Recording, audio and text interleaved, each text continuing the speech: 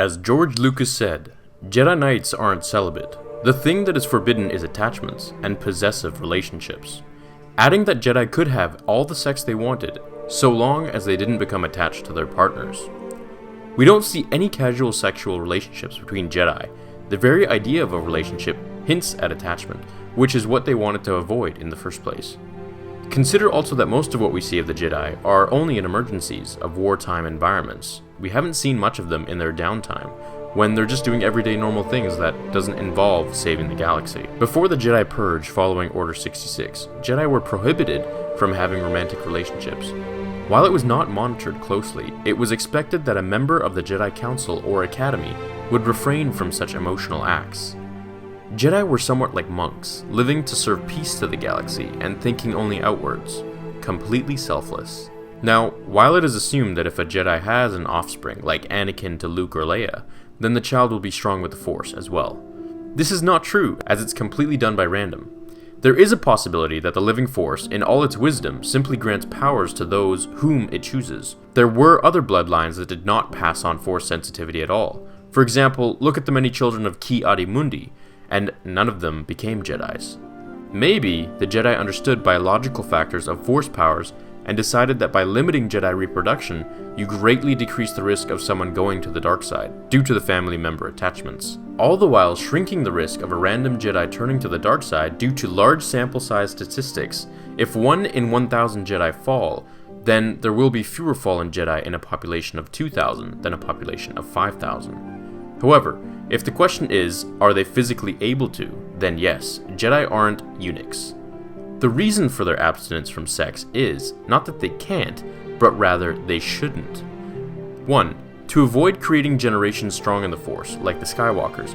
We can see if Anakin never gave into his emotions for Padme, Luke never would have been born. Not only that, but he wouldn't have wanted to learn from Sidious's teachings to stop her from dying in the first place. Which then caused Order 66 to be initiated and resulted in the doom of the Jedi. 2. To create avoiding loyalties that may cause a Jedi to make biased decisions such as choosing between their lover or the best decision of the galaxy. 3. To avoid a path that could potentially lead to the dark side, a Jedi seeking vengeance for the death of their lover. We see this in many examples of Anakin's story, having gone to the dark side in hopes to learn immortality from Sidious. This said, here have been rare exceptions in the history of the Jedi Order. Ki-Adi-Mundi was granted this exception because in order to follow the customs of his race, the Sarians. Also, after the fall of the old Jedi Order, no new rule was put into place by Luke, at least that we know of, either due to the fact that he never thought of it, or to help boost the numbers of the new Jedi Order that he was creating. We also see cases with Obi-Wan Kenobi, who had a love interest of his own during the Clone Wars. The Duchess Satine, pacifist leader of the new Mandalorians on planet Mandalore. While they did not go beyond having mutual romantic feelings for one another that we know of, the emotions and lust were prominent. What do you think? Should Jedi be allowed to have wives? At the very least, to have sex? I'm on the fence about this. I understand with certain situations it can lead to emotions which are forbidden for the Jedi, for obvious and many reasons allowing them to be extremely vulnerable to the dark side. But what if they kept their emotions under control? Assuming they could.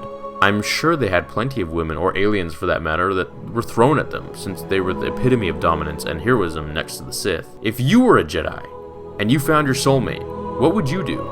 Let's discuss it below in the comments.